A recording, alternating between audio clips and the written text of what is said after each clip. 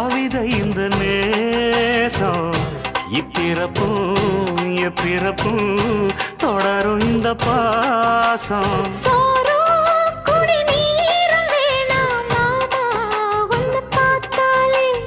ஆரும்